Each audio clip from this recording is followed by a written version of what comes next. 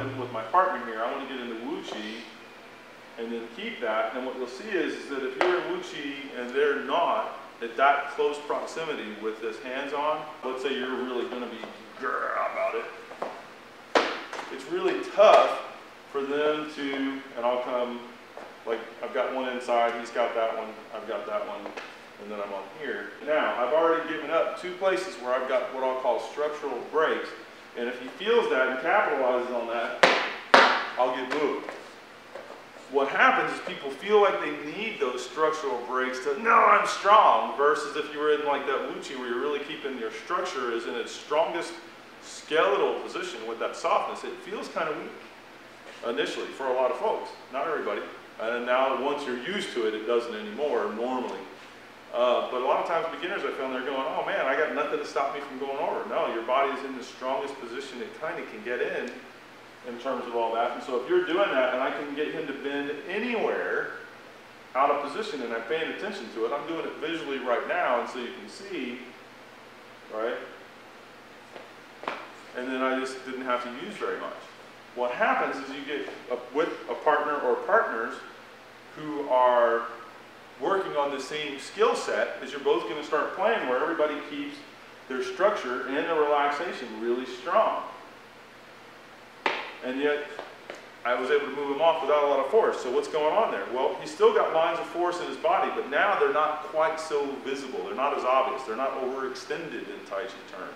So let's say that the one I'm doing is this one, but I'm here doing that,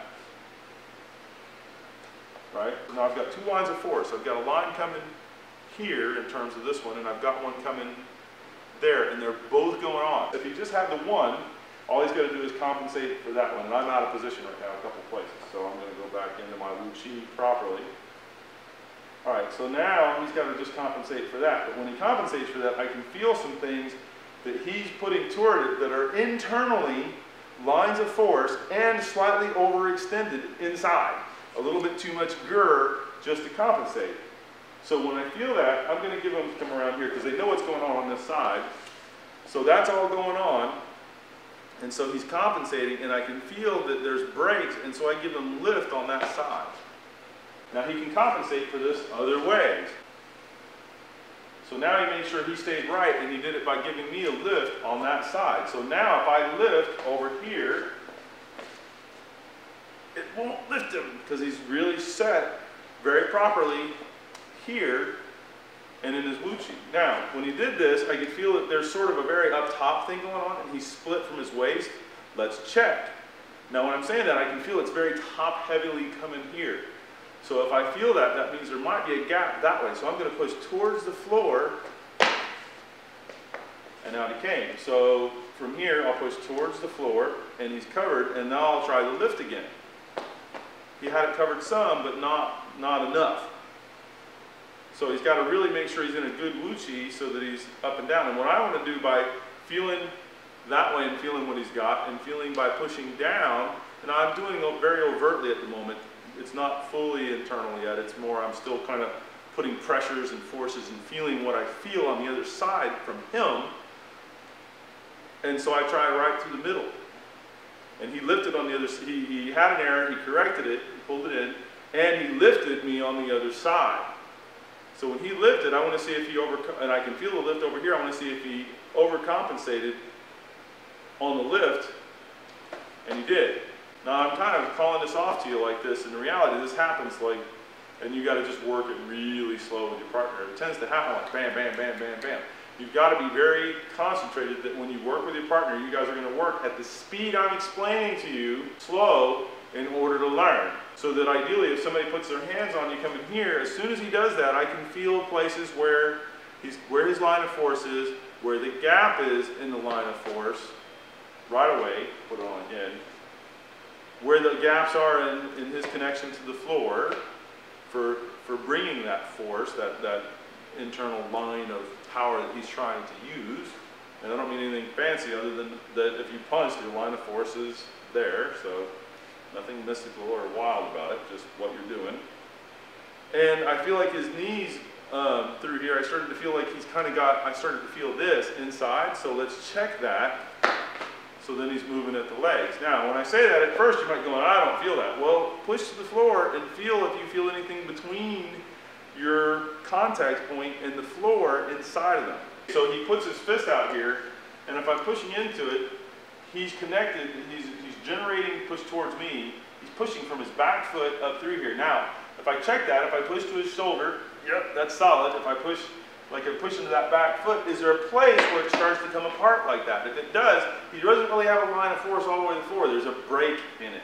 So he really wants to get it all the way to that foot, and my goal is to check and see if it is. Right? Well, the same thing is happening from here. If he starts pushing pretty hard with this one, and I check, is there a gap at the elbow? And there is, which means his line of force was only really happening there. And once I push to behind that, to the elbow, through the elbow to move it, he starts to go, right? But now he's fortified that, so he's pushing at least from there. And then I'm not really able to easily get this to go back. You can do it, but it's work. So in the beginning, what I would do, and maybe even more advanced, just because it's easier, is I would take this one and push, while I'm doing that, push at the shoulder. So it's this kind of a positioning. And if that's where it ends, it'll move him. If he's pushing from further down, like what we're doing in the other thing, it won't, unless there's some other error. In the beginning, you want to get to the point where as soon as he puts hands on you, you're feeling inside of him that line of force. How do you get that? You practice a lot with a partner where you really are kind of overtly feeling it, like I just did, where it was to feel, and then eventually it's like, oh, there's the error, and you can just touch him and do it. And so it's just a matter of do it, and then eventually it becomes, oh yeah, there it is. And so it looks like magic if it hasn't been pointed out how to kind of get there. But it's fairly direct.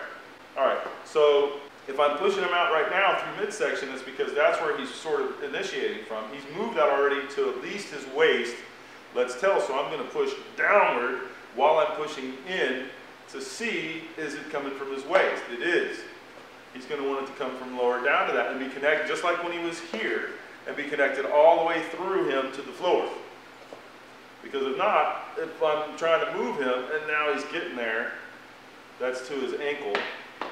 And like I said, I can pick it out by feel, and you will be able to as well, but in the beginning you'll be like, I don't know, it's somewhere down there. Push their foot against the floor and then feel the empty space and push that. That's a good way to start. Eventually you want to graduate from that and just be like, where's that line of force? Oh, I feel a hole in it, and you will. First time it'll probably feel like, oh my God, I actually felt that, but it'll happen if you're working it.